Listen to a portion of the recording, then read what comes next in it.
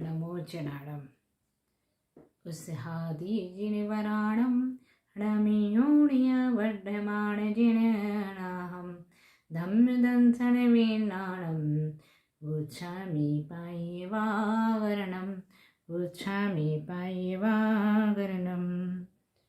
हम सभी लोग पिछले कुछ दिनों से प्राकृत व्याकरण सिद्धहम शब्दानुशासन का अध्ययन कर रहे हैं।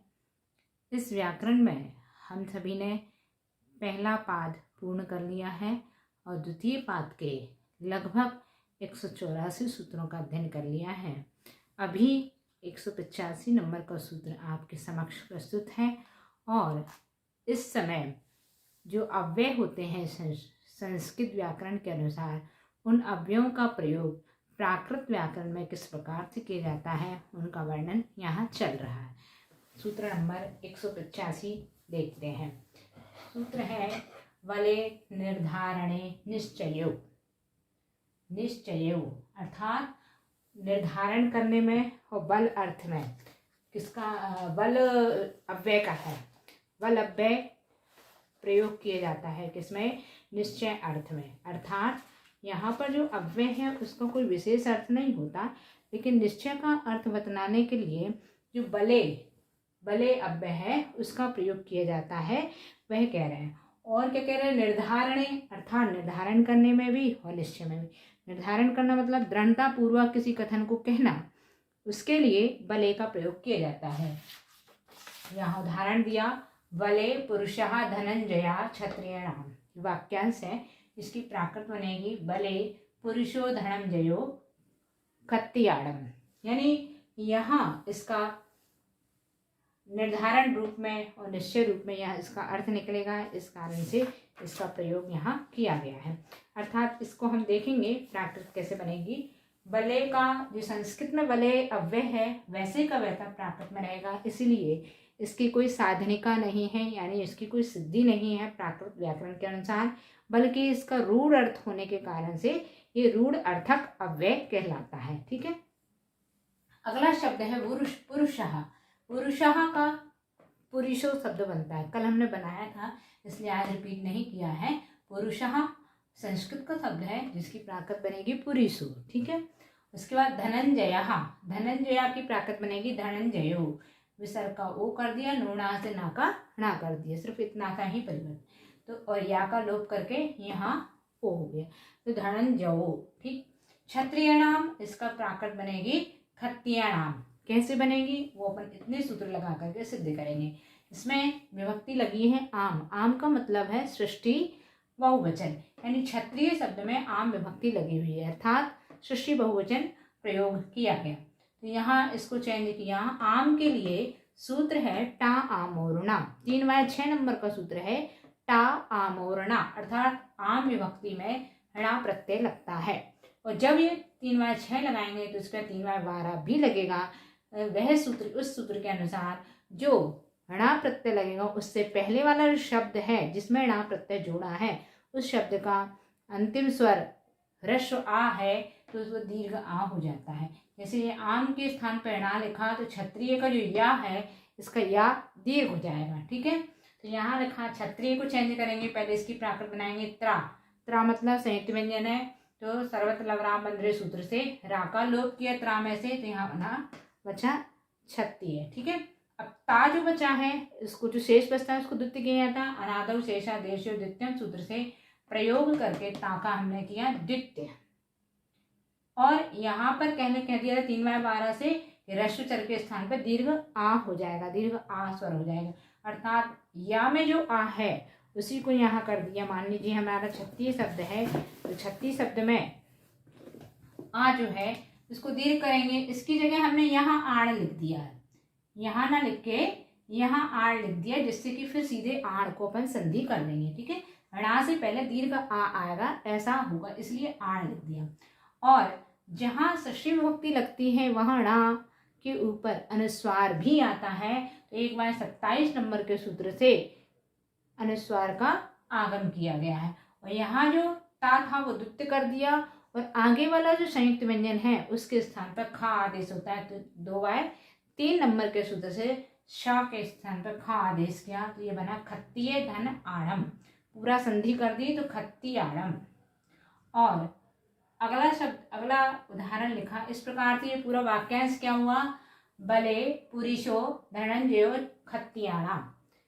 यहाँ पर बल अव्यय का, वले अव्यय का प्रयोग दिखाया। अगला उदाहरण कहा वले सिंहा, इसमें भी सिंहा मतलब कहता है वो,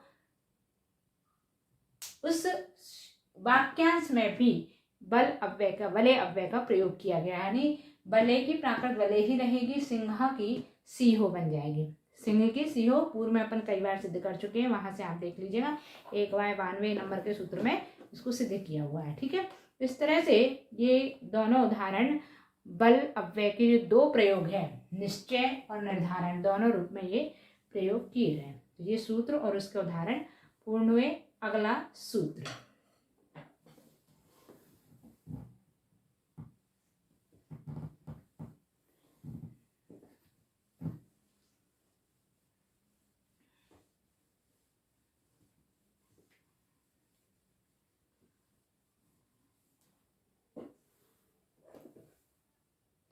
किरेर हिर क्लार्थे वा,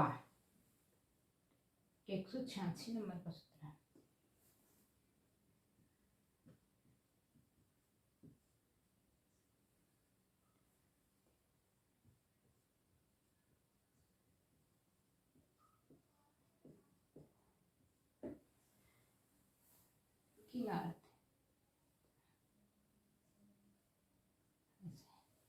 यहाँ कह रहे हैं किल के स्थान पर किर, हिर और इर ये विकल्प से होता है। किर एक अव्यय होता है, जहाँ संभावना वाचक वो अव्यय कहलाता है। संभावना व्यक्त करने के स्थान पर उस किल अव्यय का प्रयोग किया जाता है, अर्थात यहाँ किल के स्थान पर किर,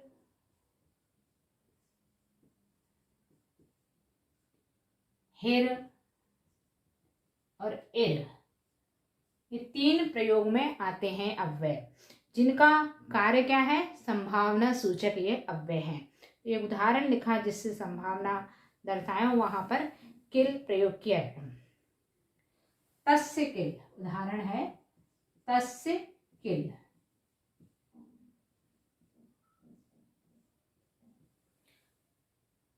इसकी प्राकृत बनेगी तस्य इर, एर का प्रयोग किया गया, किल के स्थान पे एर लगाया और तस्य का, तस्य होता है षष्ठी विभक्ति है, षष्ठी एक वचन, तत् सर्वनाम की, कैसे लिखेंगे इसको, तत् धन घस, घस मतलब षष्ठी एक वचन, इसका लोप किया, अंत व्यंजन से हलंत वाले ता का लोप किया,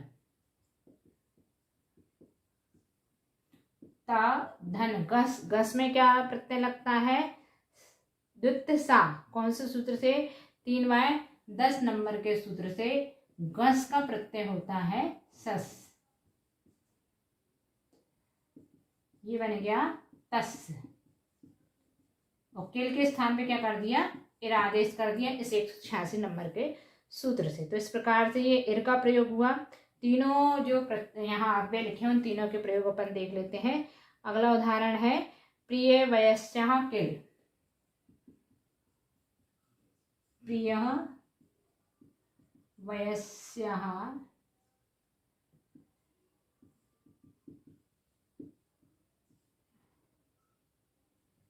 किल, पिये वयंसो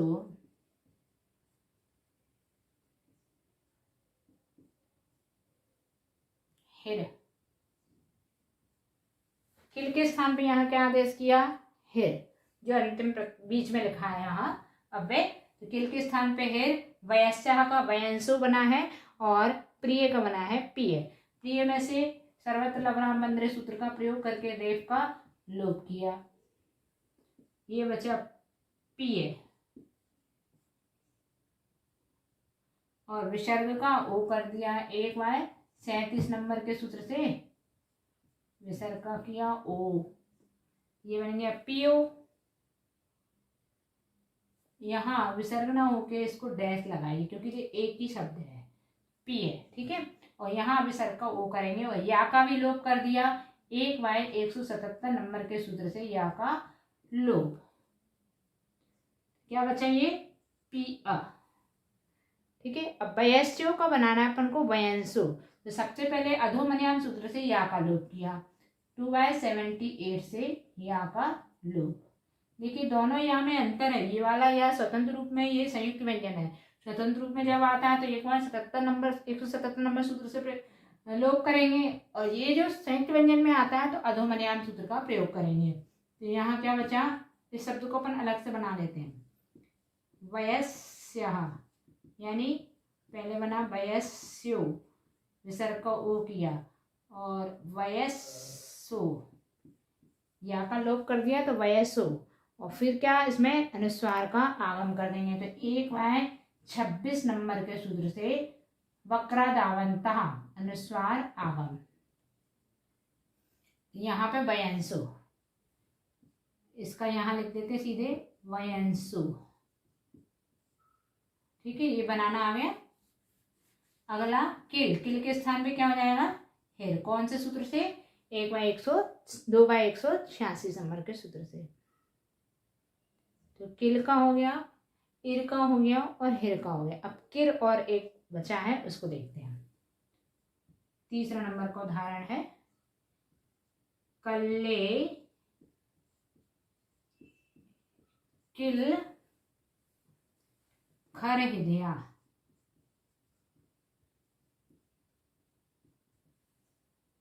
कल्लम किर खर हियऊ।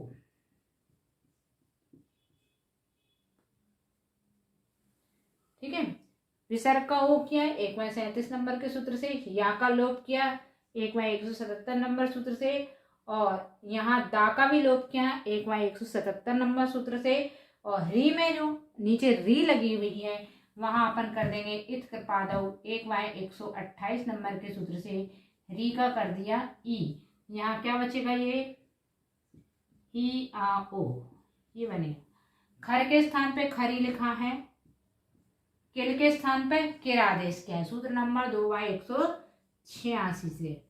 कल्ले में क्या करेंगे, या का लोप, कौन से सूत्र से, ये अधोमन्याम सूत्र से या का लोप किया, तो क्या बनेगा, कल्ले लिखा है कि कल्यम है,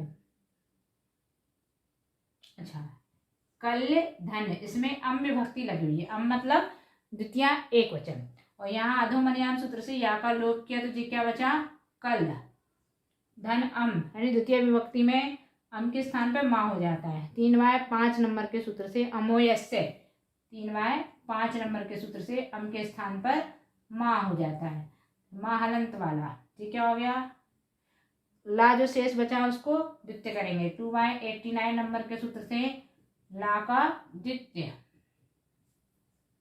यह बना कल, और माँ का कर दिया अनुस्वार, अधो मोनुस्वार सूत्र से माँ का अनुस्वार, ये क्या बन गया, कल्लम, यहाँ रखा, यानी पूरा वाक्यांश बन गया। कल्लम किल खर हिय ओ, यहाँ पर जो किल प्रत्यय प्रयोग किया गया है वो किस अर्थ में किया गया है, संभावना सूचक अर्थ में किल का प्रयोग किया गया है। किल का यहाँ किर प्रयोग है, यहाँ हिर प्रयोग है, यहाँ इर प्रयोग है, यानी तीनों प्रयोग के अपन ने एक एक उदाहरण यहाँ समझे। अगला सूत्र, सूत्र नंबर 187।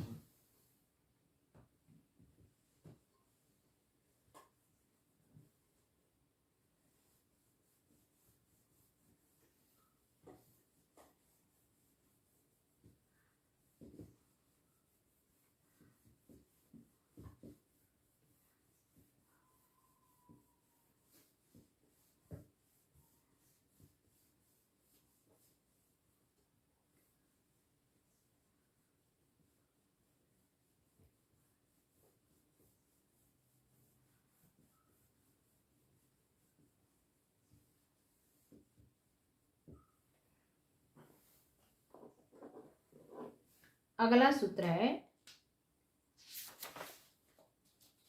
णवर केवले,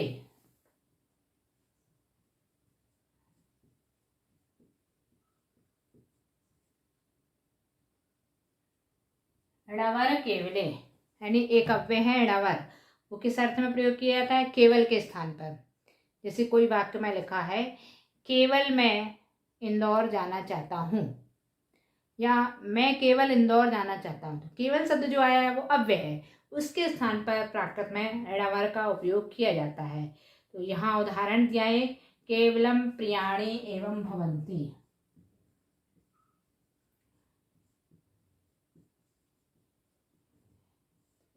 क्योंकि अलग से केवल का कोई अर्थ नहीं निकलेगा, वाक्य में ही निकलेगा। जितने भी अव्यय हैं अलग से बहुत कम अर्थ निकलता है, अर्थ उससे शब्द से नहीं निकलेगा, पूरे वाक्यांश में तो वो अर्थ दिखाएगा। जैसे ये केवल अर्थ में प्रयोग किया जा रहा है णवर, तो इस तरह से पूरा वाक्य ही इसके लिए लिखना होगा उदाहरण समझने के लिए। भवन्ति, केवलम प्रियाणि एवं भवन्ति, इसकी प्राकृत बनेगी णवर या णवरम, दोनों बनती है, मतलब अनुस्वार सहित और अनुस्वार रहित, ये विकल्प से चलते हैं। पियाएम चिय,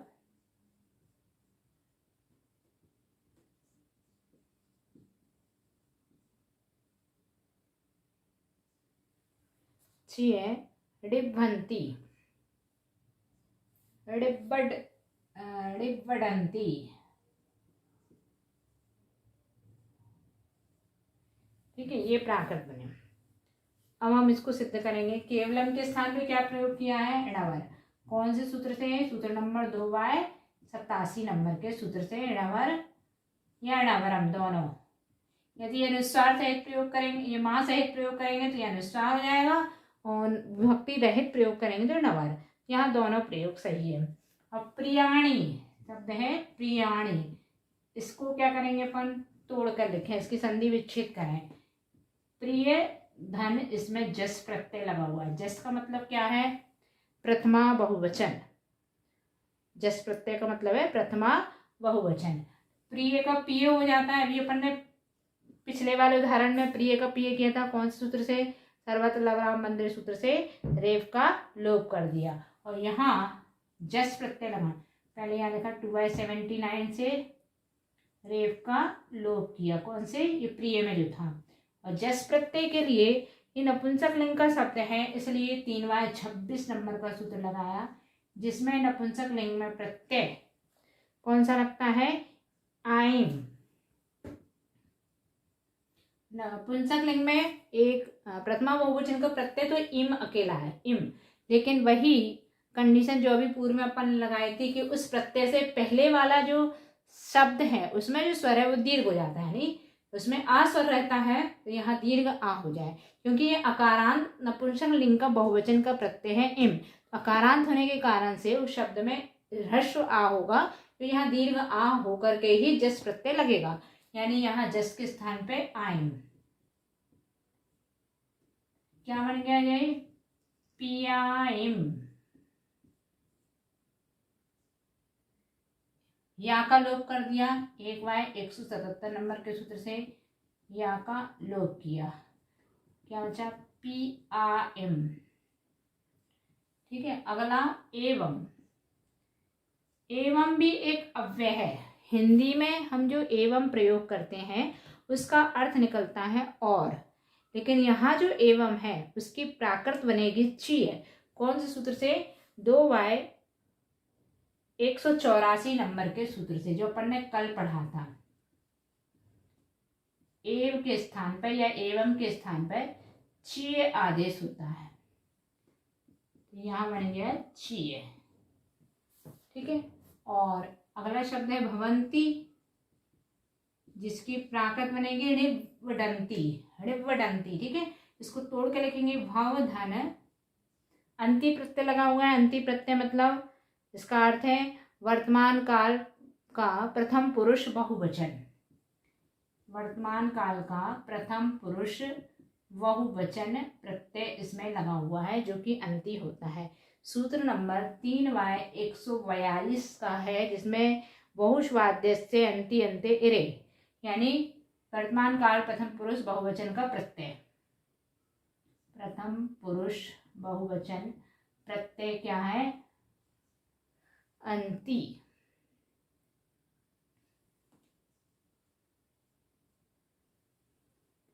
भव के स्थान पर यहाँ पर डिब्बड प्रयोग किया है वो किस सूत्र से किया है?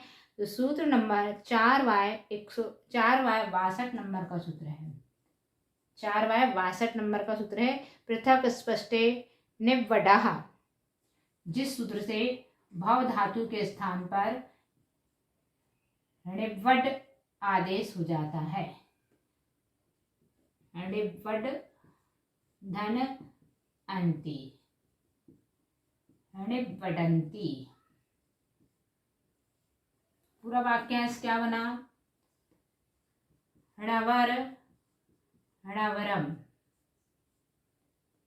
पियायम चीय निब्बडन्ति। ठीक है, इस तरह से ये केवलम अव्यय का यहाँ प्रयोग बताया। केवल अव्यय जिसको णवर प्राकृत में बनता है। अगला सूत्र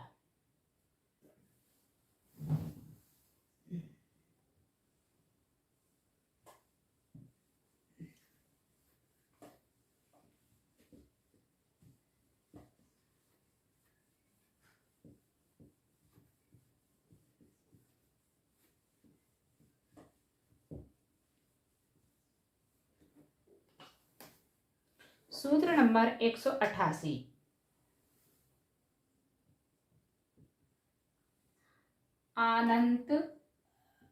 आनंतरे णवरी। अनंतर जो अव्यय होता है उसके स्थान पर यहाँ प्राकृत में णवरी प्रयोग होता है। कौन सा अव्यय? अनंतर। इसके स्थान पर णवरी। संस्कृत में अनंतर अव्यय है जिसके स्थान पर प्राकृत में णवरी अव्यय प्रयोग किया जाता है। इसका उदाहरण देखेंगे अपन। अनंतरम च तस्य रघुपतिना। इसकी प्राकृत बनाइए। णवरी अ से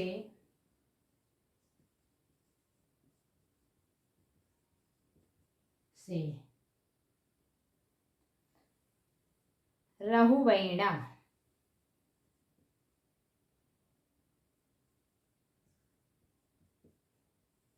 ठीक है,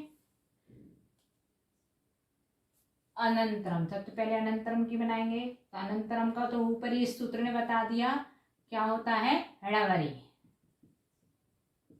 णवरी। ठीक है। चा भी एक अव्यय है। चा का अर्थ होता है और अर्थ बताने के लिए चा अव्यय का प्रयोग किया जाता है। चा के स्थान पे क्या होगा? चा का लोप कर दिया। किससे? 1y 177 नंबर के सूत्र से चा का किया अपन ने लोप।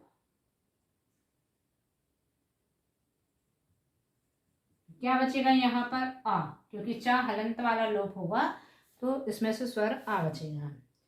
तस्य, अभी पिछले उदाहरण में, पिछले सूत्र के उदाहरण में अपन ने तस्य का तस्य बनाया था, लेकिन यहाँ पर से बनेगा। से बनाना है तो उसके लिए क्या करेंगे? तस्य में कौन सी विभक्ति लगी है? षष्ठी, है ना।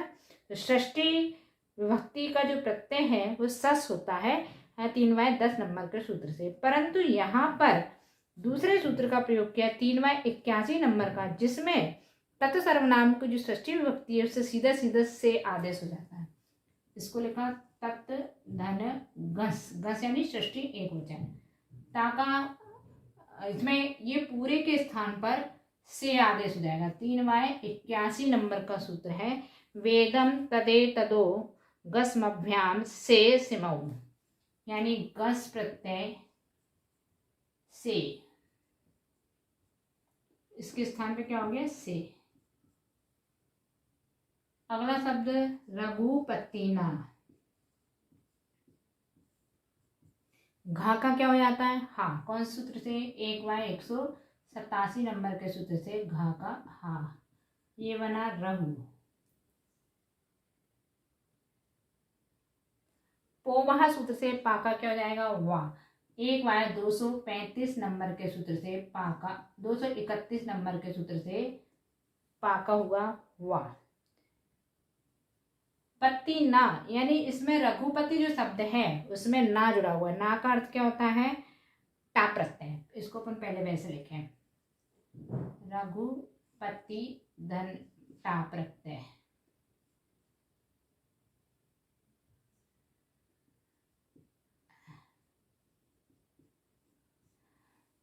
टा मतलब तृतीया एक वचन, और ना टा में जुड़ता है, मतलब टा का प्रत्यय ही इसमें संस्कृत के अनुसार ना लगा हुआ है। जिसे हमें प्राकृत बनाना है तो प्राकृत में तो ना का क्या हो जाता है? णा, और टा प्रत्यय भी जो है एक वचन में वो णा जुड़ता है इकारांत शब्दों में, क्योंकि ये रघुपति जो शब्द है वो इकारांत शब्द है और पुल्लिंग का शब्द है, इसलिए इसमें णा जुड़ता है। कौन से सूत्र से? 3/24 नंबर का सूत्र, बहुत छोटा सा है, टोणा, यानी टा प्रत्यय णा हो जाता है, दीर्घ णा। यहाँ करेंगे, और यहाँ अपन ने घा का हा कर दिया था, पा का वा कर दिया था, धन णा। ना नोड़ा सूत्र से ना नहीं किया है, यहाँ टोड़ा सूत्र लगाया 3/24 नंबर से, टा प्रत्यय ना होता है, ठीक है, तो ये ना किया। उसके बाद में यहाँ ता का लोप किया 1/177 नंबर के सूत्र से, ता का लोप किया, रहु वही हड़ा। पूरा वाक्यांश लिख देंगे अपन, रवरी आ से रहु वही णा। इसमें हड़वरी अव्यय का प्रयोग किया गया। अगला सूत्र,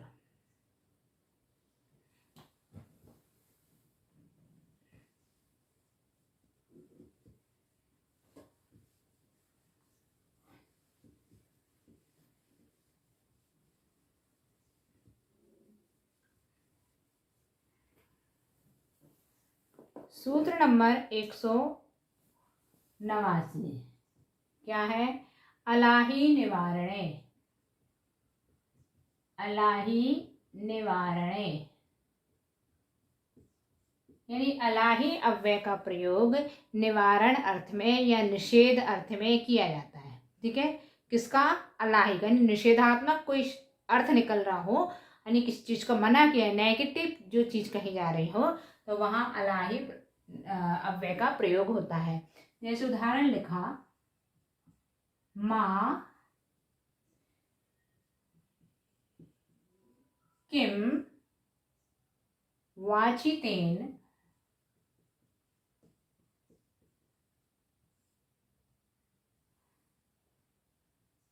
लेखेनः,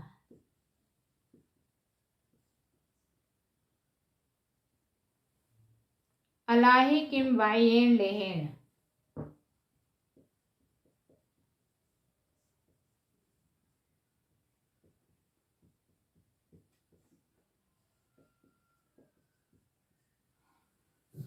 ये माँ का अर्थ होता है मत करो, संस्कृत में माँ अव्यय मत करो इस अर्थ में प्रयोग होता है, ठीक है, यानी निषेधात्मक अर्थ कहलाया।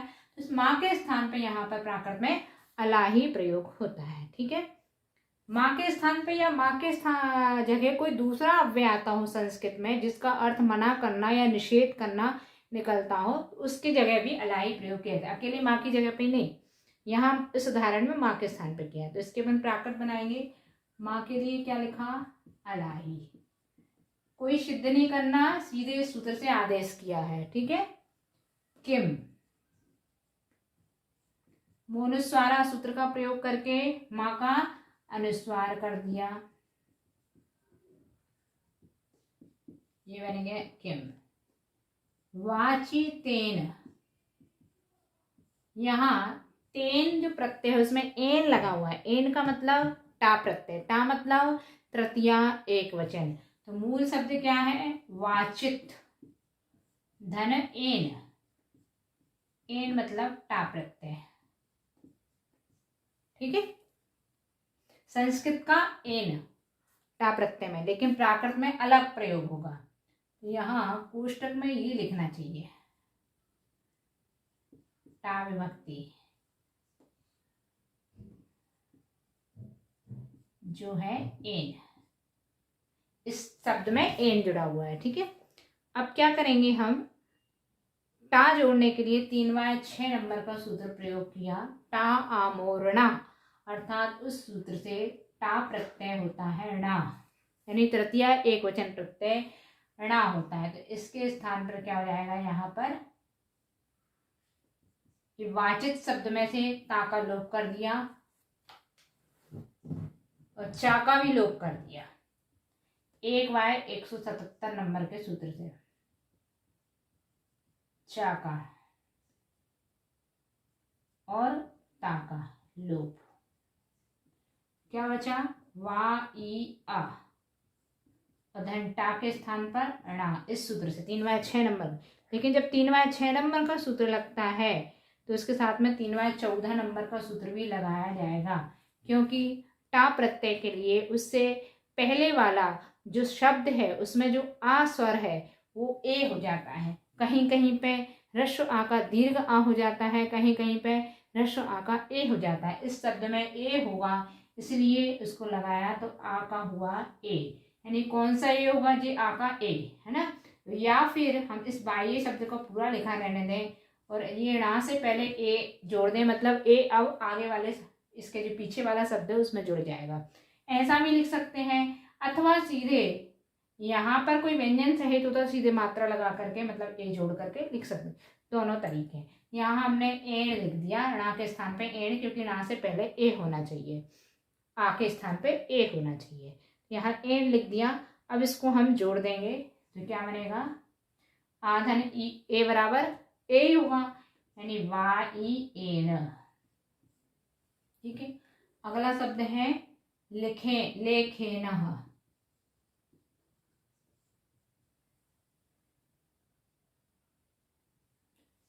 लेखेन में लेख शब्द लिखा और धन, यहाँ भी एन जुड़ा हुआ है, एन का मतलब वही टा प्रत्यय है,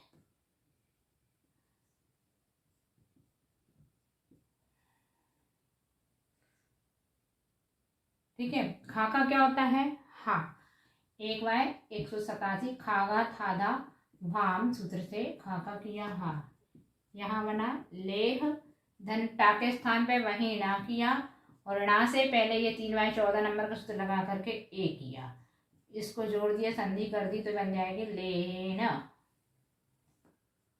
लेहेन,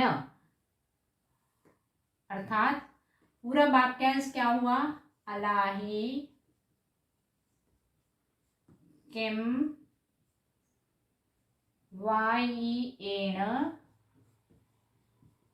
लेहेन, अर्थात इस उदाहरण में अलाही प्रत्यय अव्यय का प्रयोग दर्शाया गया है, जिसका अर्थ निकलता है निषेधात्मक, यानी मना करने रूप में इस अलाही का अर्थ निकलता है, अर्थात इसमें उसका प्रयोग दर्शाया है। इसके पश्चात अब अगला सूत्र, सूत्र नंबर 190, अभी नहीं अर्थ के लिए ही अगला दूसरा अव्यय है।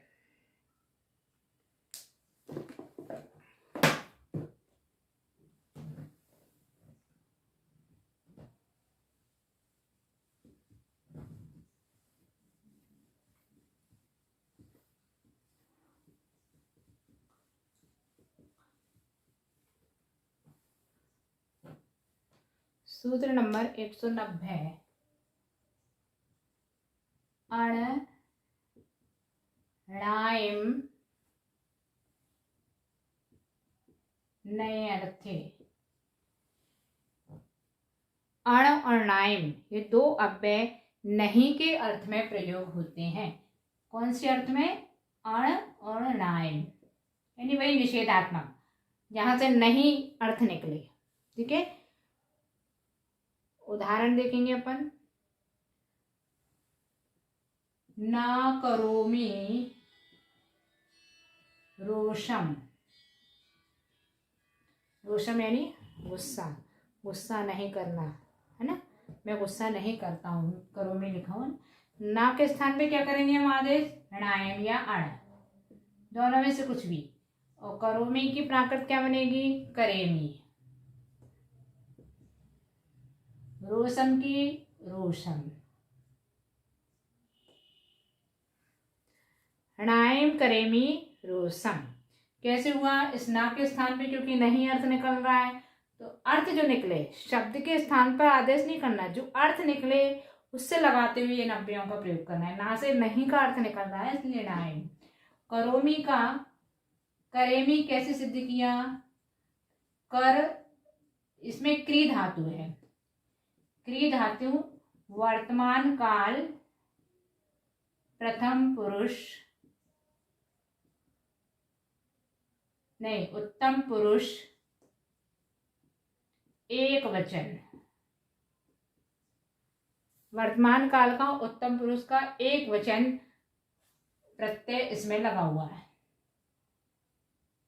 ठीक है, क्री धातु है। क्री धातु संस्कृत में होती है, जिसका यहाँ पर अपन को कर बनाना है। कैसे बनाएंगे? तो यहाँ पर सूत्र का प्रयोग करेंगे अपन 2y 234 नंबर का, 4y 234 नंबर का सूत्र। रिवर्णस्यारहा, रिवर्णस्यारहा, री के स्थान पर अर आदेश हो जाता है। क्या हो गया? री के स्थान पे अर, तो ये का को अपन तोड़ के लिखें, का धन री, तो का हलंत वाला बचेगा। इस री के स्थान पे अर आदेश कर दिया, अर, और का में जोड़ा तो क्या हो जाएगा? ये का पूरा हो गया, आ जुड़ करके कर, यहाँ हो गया कर, रा में हलंत है। धन, वर्तमान काल उत्तम पुरुष का प्रत्यय क्या होता है? तो सूत्र लगाया 3y 141 नंबर का, वर्तमाना पंचमी तृतीय मी, यानी तृतीय पुरुष, तृतीय पुरुष मतलब उत्तम पुरुष, प्रथम पुरुष और द्वितीय पुरुष को मध्यम पुरुष कहा, तृतीय पुरुष को उत्तम पुरुष, यानी उत्तम पुरुष का एक वचन प्रत्यय होता है मी। अर्थात यहाँ लिख देंगे अपन उत्तम पुरुष, शॉर्ट में लिखा है उत्तम पुरुष एक वचन प्रत्यय है मी, यहाँ लगाया मी। अब जैसा कि अभी पूर्व में किया था कि इससे पहले वाले में जो स्वर हो वो किसी में ए हुआ था, किसी में दीर्घ आ हुआ था, यहाँ भी इस 3y 141 के बाद में सूत्र नंबर 3y 158 लगेगा। क्या है सूत्र? वर्तमाना पंचमी शत्रशु वा, यानी वर्तमान काल में आ के स्थान पे ए हो जाता है। ये आ कौन सा? जो मी प्रत्यय लगा हुआ है उससे पूर्व वाले स्वर में जो आ है उसके स्थान पर ए हो जाता है। लेकिन यहाँ पर तो ह्रस्व आ है, ह्रस्व आ भी नहीं है, ये अदंत वाला व्यंजन है, मतलब स्वर रहित व्यंजन है, तो इसको पहले पूरा व्यंजन करें, मतलब इसमें ह्रस्व आ होना चाहिए उस आ के स्थान पे ही। इस सूत्र से पहले एक सूत्र लगेगा 4y 239 नंबर का सूत्र, जिससे व्यंजनाद दंते, सूत्र है व्यंजनाद दंते, यानी विकरण आ प्राप्त होता है। जब कभी ऐसी धातु आए, प्राकृत में दो प्रकार की धातु होती है, स्वरांत और व्यंजनांत। ये धातु व्यंजनांत कहलाती है, इनके अंत में स्वर नहीं है, मतलब हलंत वाला व्यंजन है, इसलिए व्यंजनांत धातु कहलाती। लेकिन जैसे इसके आगे यदि पूरा रा होता तो ये कैसी कहलाती? स्वरांत धातु, क्योंकि इसमें रा में आ लगा हुआ, तो स्वर पर अंत हो रही। यहाँ स्वर नहीं है इसलिए ये कैसी है? व्यंजनांत धातु। तो व्यंजनांत धातुओं में स्वर ना होने से 4y 239 नंबर का सूत्र कहता है उसमें विकरण आ की प्राप्ति होती है। व्यंजनाद दंते सूत्र से विकरण आ, विकरण क्या कहलाता है? जो व्यंजनांत धातु है उसमें आ स्वर लग जाता है, तो ये आ इसमें जोड़ दिया तो क्या हुआ? कर, धन में। अब ये स्वर सहित हो गई, यानी इसमें आ स्वर है। इस आ का हमने किया 3y 158 नंबर के सूत्र से, ये बन जाएगा करेमी। और रोशम शब्द में शशोशाह सूत्र का प्रयोग करके रोशम, यहां भी विभक्ति लगी हुई है, रोश धन अम, ऐसा लिखो। अम का मतलब द्वितीय एक वचन, तो द्वितीय एक वचन 3y 5 नंबर के सूत्र से अमोस्य, अर्थात द्वितीय एक वचन का प्रत्यय अम के स्थान पर मां होता है। और यहाँ शशोशाह सूत्र से तालव्य और मूर्धन्य सा के स्थान पे अपन ने तंत सा किया। ये बना रोष धन माँ और मूनुस्वारा सूत्र से माँ का कर दिया अनुस्वार रोसम। पूरा वाक्यांश क्या बना? णाइम करेमी रोसम, अर्थात णाइम का प्रयोग बताना। इतना वाक्य तो लिखा, उसकी प्राकृत हमने सिद्ध की, वो उतनी आवश्यक नहीं है। समझना ये आवश्यक है कि इस अव्यय का प्रयोग कैसे किया है, यानी नकारात्मक अर्थ में, निषेधात्मक अर्थ में या नहीं अर्थ में इस णाइम अव्यय का प्रयोग किया जाता है। अगला उदाहरण जो अगले अव्यय के बारे में बताया, 191।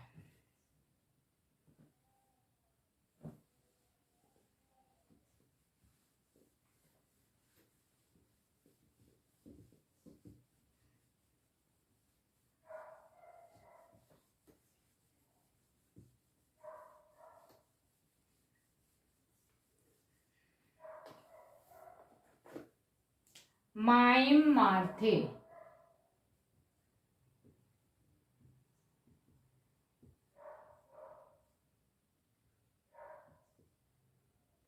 माइम मार्थे यानी माँ के स्थान पर माइम हो जाता है।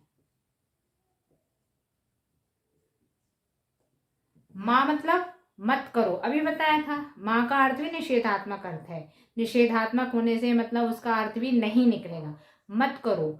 तो माँ जहां जहां अव्यय आए उसके स्थान पे माइम प्रयोग किया जाता है। एक उदाहरण लिखा, माँ आकर्षित रोषम,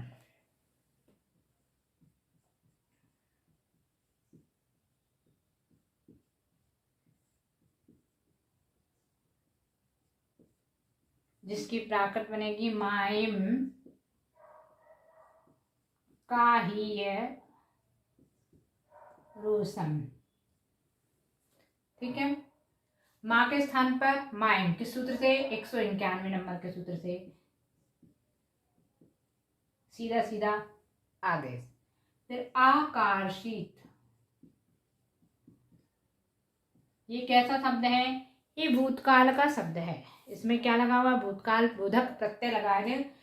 कार्षित शब्द जो है ये उसके आगे आ लगा है, मतलब यहाँ अकार्षित है, आ दीर्घ नहीं है, आ ह्रस्व है, अर्थात ये भूतकाल प्रत्यय इसमें जुड़ा हुआ है। किसमें?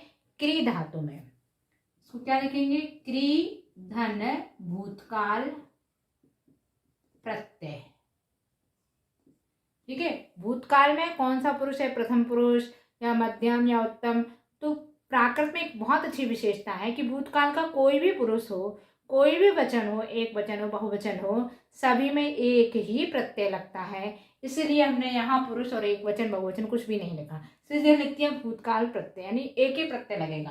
तो क्री धातु है, क्री का अपन को आदेश करना है, क्या करना है? का, दीर्घा। अभी पिछले वाले उदाहरण में अपन ने क्री के स्थान पर कर आदेश किया था 234 सूत्र नंबर को प्रयोग करके, लेकिन यहाँ पर 214 नंबर का प्रयोग करेंगे, चौथे अध्याय का 214 नंबर का सूत्र, जिस सूत्र से का नहीं आ कृगो भूत भविष्य तोष्ठ, सूत्र है आ कृगो भूत भविष्य तोष्ठ, यानी री के स्थान पर दीर्घ आ हो जाता है। का में जो री है उसके स्थान पर दीर्घ, यानी हलंत वाला का धन री आएगी और री के स्थान पर अपने कर दिए दीर्घा, दीर्घा का में जुड़ेगा तो क्या हो जाएगा?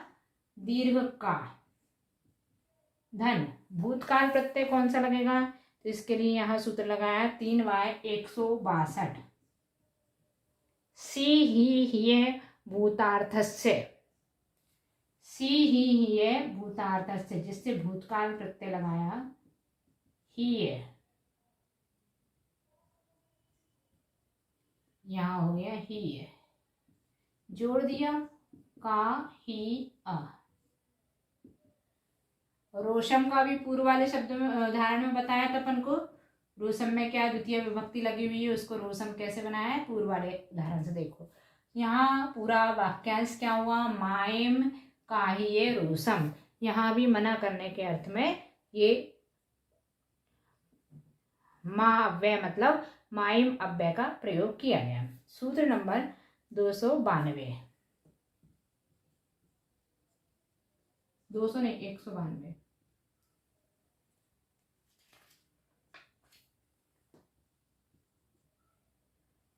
क्या है सूत्र? हिद्दी निर्वेदे, हिद्दी हद्दी निर्वेदे। निर्वेद अर्थ में, निर्वेद मतलब जहाँ खिन्नता प्रकट की जाए या पश्चाताप पूर्ण खेद प्रकट करने के लिए किया जाए, उस समय हद्दी अव्यय का प्रयोग किया जाता है। पश्चाताप करने के रूप में या खेद प्रकट करने के लिए या खिन्नता व्यक्त करने के लिए उसको कहते हैं निर्वेद। तो वहाँ निर्वेद अर्थ में हद्दी अव्यय का प्रयोग किया जाता है। ठीक है, जहाँ संस्कृत में हा और धिक प्रयोग किया जाए उसके स्थान पे हद्दी, हा धिक, इसके स्थान पर हद्दी।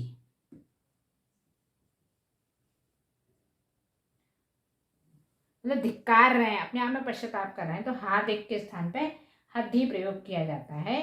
और विकल्प से कहीं कहीं हा धाय भी प्रयोग किया जाता है, हा धाय, इसका भी प्रयोग मिलता है। ठीक है, इस प्रकार से यहाँ हद्दी लिखा है, हद्दो प्रयोग होगा, हा धिक के स्थान पर हद्दो।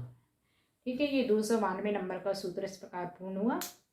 सिर्फ अवयवों को अपन को इतना याद रखना है कि इसका क्या अर्थ उस वाक्य से बनाएगा, ये निकालेगा। स्वयं का उतना अर्थ नहीं है, वाक्यांश में वो अर्थ छुपा होना चाहिए।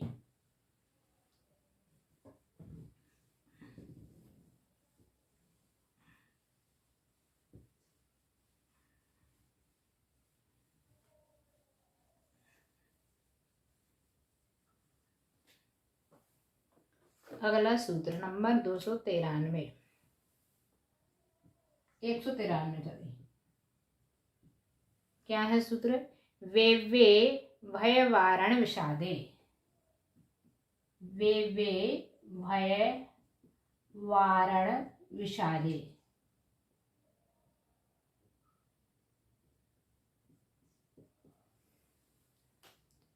जहां पर भय रूप वृत्ति हो, यानी भय दिख रहा हो, निवारण करने रूप वृत्ति हो, अथवा खेद प्रकट करने वाली स्थिति बनती हो, उसका भान करने के लिए, उसकी जानकारी के लिए वे अव्यय का प्रयोग किया जाता है। कितनी चीजें बताएं? भय के लिए और खेद प्रकट करने के लिए और निवारण करने के लिए इस वे अव्यय का प्रयोग किया जाता है। इसलिए इसके उदाहरण जो हैं वो बहुत बड़े हैं, मतलब एक पूरी गाथा के रूप में उदाहरण मिलता है। संस्कृत के साहित्य में कोई गाथा है जिसकी प्राकृत में प्रयोग मिला है, यानी कि प्राकृत में जो गाथा बनी उसका संस्कृत छाया से अपन प्राकृत सिद्ध करेंगे, परंतु पूरी गाथा में वो अर्थ निकलेगा, वैसा बताएं।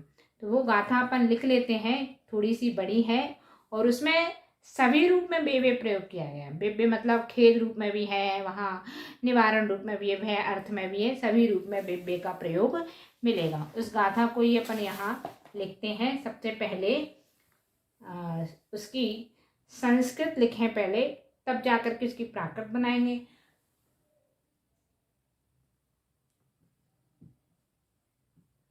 बे इति भय, बे इति निवारणे,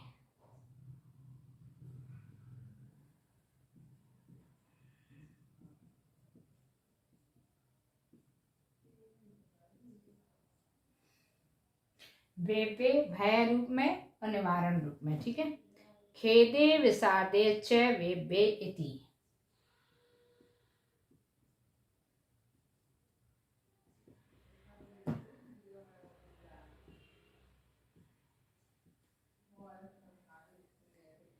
उल्लपनशीलया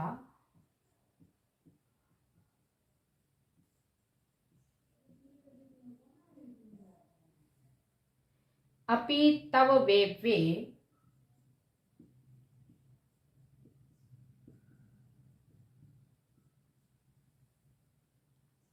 इति मृगांक्षी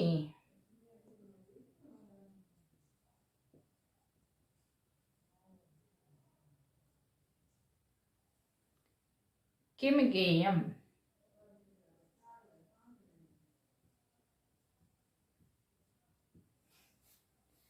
ये एक संस्कृत में श्लोक लिखा है, पर मूल में ये प्राकृत में है और प्राकृत की ये संस्कृत छाया बनाई। प्राकृत क्या है इसकी, वो भी लिख देते हैं अपन। वेवेति भये वेब्बे, वेवेति वारणे जूरणे,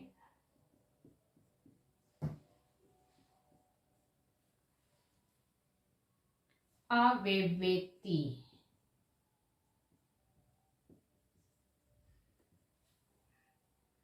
उल्लाविरी,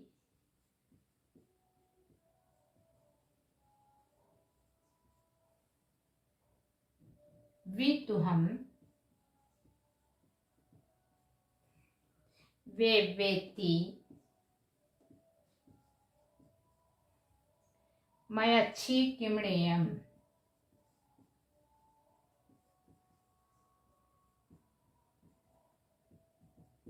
ये जो नीचे वाली गाथा है ये प्राकृत साहित्य की है, ठीक है। इसकी हमने ऊपर संस्कृत छाया इसलिए बनाकर लिखी है कि संस्कृत से ही हम प्राकृत, संस्कृत के शब्दों से ही हम प्राकृत सिद्ध कर रहे हैं सूत्रों के माध्यम से। तो उसका संस्कृत शब्द जब पता होगा तभी हम इसकी प्राकृत सिद्ध कर पाएंगे, है ना। प्राकृत में तो हमारे पास है ही ऑलरेडी। तो वेब्बे इति भय, इसकी प्राकृत क्या बनी, वेब्बेति भय। भय वैसे का वैसा है, इति के स्थान पर द्वितीय और वेब्बे वैसे के वैसा है, संस्कृत के ही शब्द है वेब्बे, अर्थात इसको सिद्ध करना है। क्या लिखेंगे, जो वेब्बे इति भय,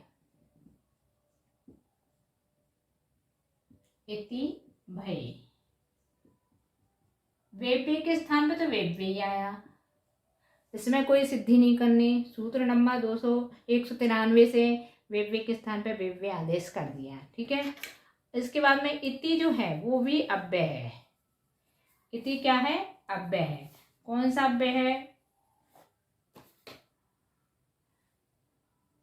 और इति के स्थान पर द्वितीय होता है। कौन से सूत्र से, ये प्रारंभ में पहले अध्याय में पढ़ चुके हैं, 1/42 नंबर के सूत्र से।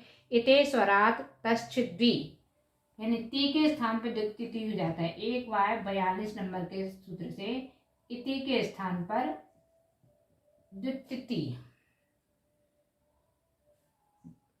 भय, भय में भय शब्द है, उसमें गी प्रत्यय लगा हुआ है। गी मतलब सप्तमी एक वचन। सप्तमी एक वचन के लिए यहाँ प्राकृत में सूत्र है 3/11 नंबर का, तो गी प्रत्यय उससे ए होता है, ठीक है। गी के स्थान पे ए, भय में लगाया भय धन ए, यानी भय। ये पूरा वाक्यांश सिद्ध हो गया, वेब्बेति भय, इतना। फिर वेब्बे का वही अपन ने सिद्ध कर दिया है, इति का फिर से ती है, यही सिद्ध कर दिया है। निवारणे, निवारणे के स्थान पे यहाँ क्या आएगा, वारणे। कैसे आएगा ये वारणे, देखिए, निवारणे, इसकी प्राकृत बनेगी वारणे, परंतु इसमें है क्या, कौन सी विभक्ति लगी है, निवारण धन ये गी, यानी सप्तमी एक वचन। तो यहाँ वही 3/11 नंबर के सूत्र से गी के स्थान पर एक किया, और निवारण शब्द में से जो नी है उसका यहाँ पर लोप हो जाएगा। तो जो वारण शब्द है, निवारण के स्थान पे वारण धन ए, ये बन जाएगा वारणे।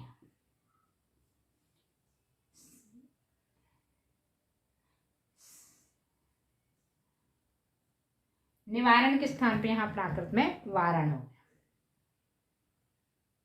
अगला निवारण के बाद खेदे के स्थान पे विषाद। विषादे चे वेब्बे इति, विषादे का अर्थ क्या निकले, प्राकृत क्या बनेगी, विषादे, यानी यहाँ भी सप्तमी विभक्ति है विषाद शब्द में, धन घी।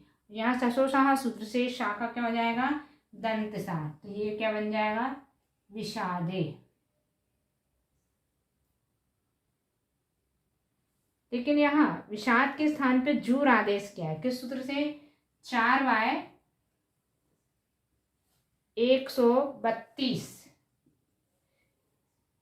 खेदर जूर विसूरौ, यानी खेद खेदजनक शब्द पहले, खेद इसका अर्थ निकलना है ना, तो खेद के स्थान पर जूर आदेश हो जाता है, यानी इसके विषाद शब्द पे जूर आदेश किया है।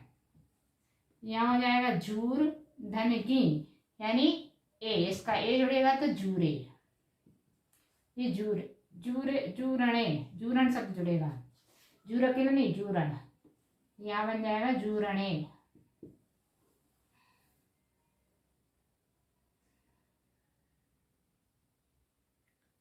अब क्या आया, च का क्या आ जाएगा, आ, चा का लोप कर दिया, आ 1/177 नंबर सूत्र से आ का लोप, चा का लोप कर दिया। वेव्य का अपन बना चुके हैं ऊपर, इति का बना चुके हैं द्वितीय, और उल्लापनशीलया इस शब्द को देखेंगे तो ये उल्लापनशीलिया, इसमें बहुत सारे प्रत्यय लगे हुए हैं, क्या क्या लगा है, इसको मिटा करके लिखते हैं अपन। यहाँ ये सारा भी अपन को आवश्यकता पड़ेगी, आप लोग अपनी कॉपी में नोट कर लीजिए, क्योंकि यहाँ से हम मिटा रहे हैं, फिर एक साथ पूरा वाक्यांश ये सिद्ध करेंगे पूरी गाथा को, ठीक है।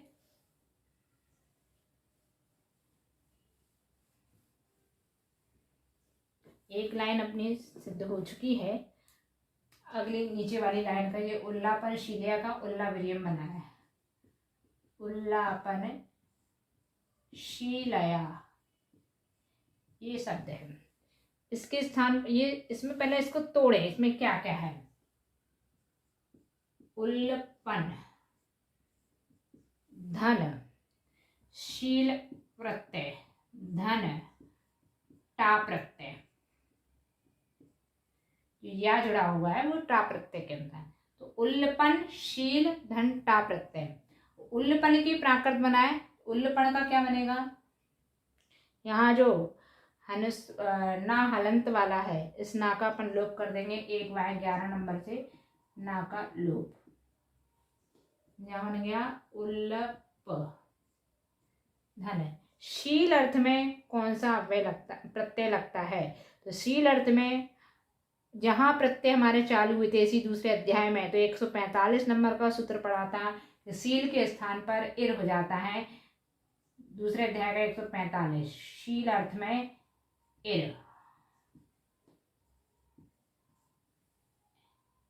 और धन टा प्रत्यय, टा प्रत्यय कौन सा लगेगा, यहाँ जो शब्द है ये स्त्रीलिंगवाची निकल रहा है, और जो संस्कृत का शब्द है वो पुल्लिंगवाची है। देखिए ये जो शब्द बनेगा वो स्त्रीलिंग वाला बना, यानी इसको पहले पुल्लिंग से स्त्रीलिंग में चयन किया, तो 3/32 नंबर के सूत्र से पुल्लिंग का स्त्रीलिंग किया, और स्त्रीलिंग में दीर्घ ई हो जाता है, ये हम सबको पता है, लास्ट वाला स्वर, या दीर्घ आ हो जाता है, और यहाँ 3/29 नंबर के सूत्र से ये स्त्रीलिंग का टा प्रत्यय लगाया, ई, टा के स्थान पर ई,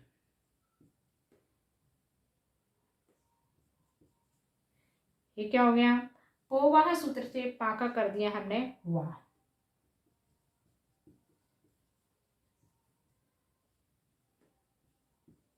उल्लव धन इर और धन ई, इसको जोड़ा, संधि कर दी, उल्ल ई जुड़ा इसमें, तो विर विरी, ठीक है, और एक ई स्त्रीलिंगवाची भी जुड़ेगा, स्त्रीलिंगवाची लास्ट में जुड़ेंगे, तो विर विरी, इतना शब्द इससे बन गया। अब ये शब्द जो था ये पुल्लिंग का था, उसके बाद हमने सूत्र लगाया 3/32 अजाते पुंसः, अभी तक यहाँ नहीं लगाया, इसके बाद में लगाएंगे, ये पुल्लिंग का शब्द है, यहाँ चाहे तो आप कोष्टक में लिख लीजिए, ये पुल्लिंग का शब्द है, इसको स्त्रीलिंग बनाने के लिए 3/32 का प्रयोग किया, स्त्रीलिंग में फिर से ई प्रत्यय, दीर्घ ई प्रत्यय जुड़ता है 3/32 सूत्र से, तो उल्ल विरी ई, यानी उल्ल विरी ई, ये देखो उल्ल विरी ई, यहाँ ये उल्लापन है, हाँ उल्लापन, ये उल्लाविरी ई, ठीक है, इतना सिद्ध हो गया। अपी के स्थान पे बी हो जाता है, पोवाह सूत्र से पाका हुआ हो गया, और आगे वाला स्वर का लोप हो जाता है, इसलिए अपी के स्थान पर वी। ये अपन पूर्व में सिद्ध कर चुके हैं पहले अध्याय के 6वें नंबर के सूत्र में। फिर तब के स्थान पर तुहम आदेश हो जाता है, ये अपन ने कल भी सिद्ध किया था। घस प्रत्यय अस्मद में युष्मद में घस प्रत्यय युष्मद सर्वनाम में घस यानी सृष्टि एक वचन प्रत्यय में तुहम आदेश हो जाता है 3 नंबर के सूत्र से। तो यहाँ क्या हो गया, तब के स्थान पर तुहम। और वे इति ये पूर्व में सिद्ध कर चुके हैं। मृगांक्षी का मयच्छी बनेगा, किम का किम और गेयम का णेयम, मतलब ज्ञा के स्थान पर ना। ये शब्द और अपन सिद्ध कर लेते हैं। पहले मृगांक्षी,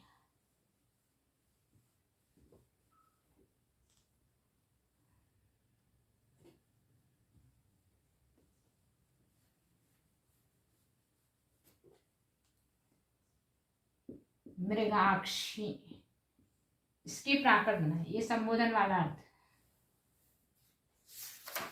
अंतिम जो संयुक्त व्यंजन है इसमें, उसके स्थान पे क्या हो जाएगा, पहले ये संबोधन है तो इसमें क्या कौन सी विभक्ति लगी है, मृगाक्षी धन संबोधन। निशान जो है ना, सिंबल संकेत, वो संबोधन का है, तो संबोधन का प्रत्यय अपन को यहाँ जोड़ना रहेगा। संबोधन में भी एक वचन है, ठीक है।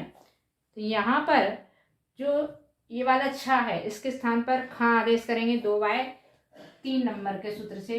संयुक्त व्यंजन के स्थान पर खा। माँ में जो री लगी हुई है तो क्या कर देंगे उसके स्थान पर आ। ऋतोत सूत्र का प्रयोग करके 1/126 से री के स्थान पर आ, ये माँ बन गया। गा छा के स्थान पर खा, खाने छा आदेश होगा। छा के स्थान पर ये चवर का छा। धन संबोधन का प्रत्यय कौन सा जुड़ेगा इसमें, तो यहाँ पर जो संबोधन होता है वो प्रथमा विभक्ति के अनुसार चलता है, अर्थात प्रथमा विभक्ति में संबोधन जो भी जुड़ा हो तो संबोधन में कोई प्रत्यय नहीं है, सिर्फ उसका ये संकेत लग जाता है, ठीक है। तो यहाँ छा जो आदेश किया है उस छा का द्वित्व करेंगे 2/89 नंबर के सूत्र से। छा का द्वित्व किया, चूंकि ये चवर का द्वितीय वर्ण है इसलिए 2/19 नंबर से छा के स्थान पर चा आदेश होना।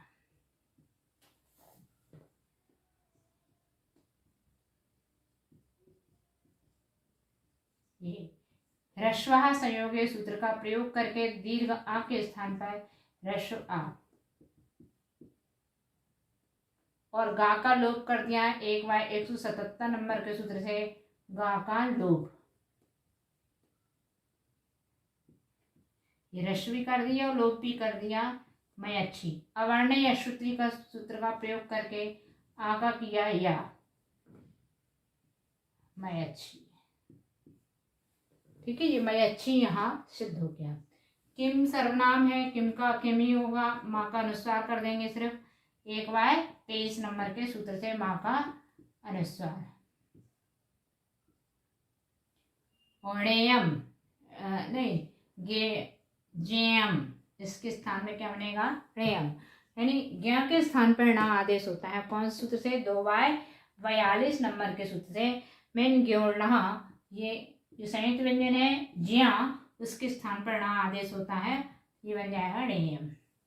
पूरी गाथा के प्रत्येक शब्द को हमने सिद्ध किया। पूरी गाथा क्या बनी, वेव्यति भय वेव्यति वारणे जूरणे अवेव्यति उल्लाविरी वी तो हम वेव्यति मय अच्छी किमणेयम, यानी यहाँ पर वेव्य भय रूप में भी प्रयोग हुआ है, वारण अर्थात निवारण अर्थ में भी प्रयोग हुआ है, जूरण मतलब विषाद अर्थ में भी प्रयोग हुआ है, और यहाँ वेव्यति मृगांक्षी अर्थात जो उसका तीसरा प्रयोग है कौन सा है, वो प्रयोग उसका कि जहाँ पर किसी भी वृत्ति का वहन करना, मतलब जुना या किसी के प्रकट करना, किसी को खेत प्रकट करना है या किसी चीज़ का ज्ञान करने के लिए, भान करने के लिए, कुछ आभास करने के लिए भी वेव्य का प्रयोग किया जाता है। तो यहाँ उस आभास के लिए किया गया है, ज्ञान के लिए। इस तरह से इस अव्यय का इसमें प्रयोग किया गया। इस प्रकार ये हमारा सूत्र और इसके उदाहरण पूर्ण हुए। आगे इसमें और भी उदाहरण है, वो भी अच्छी बड़ी गाथा के रूप में है, वो आप स्वयं कीजिएगा। आगे के सूत्रों का अध्ययन हम अगली कक्षा में करेंगे। आज इतना ही और जिनवाणी स्तुति करते हैं। सिरि जिणे वाणी जग कल्याणी, जग जने मदता में मोहे हारी, जन मणे हारी गण हरे हारी, जम्मे जरा भव रोगे हरि, तिथे राणम दिव्य थोड़िम जो, पढ़ई सुनई मैये धारे, राण में सुखे मणंतम धरिये, सासद मुख पदम पावई, सासद मुख पदम पावई। नमो जिनाणम।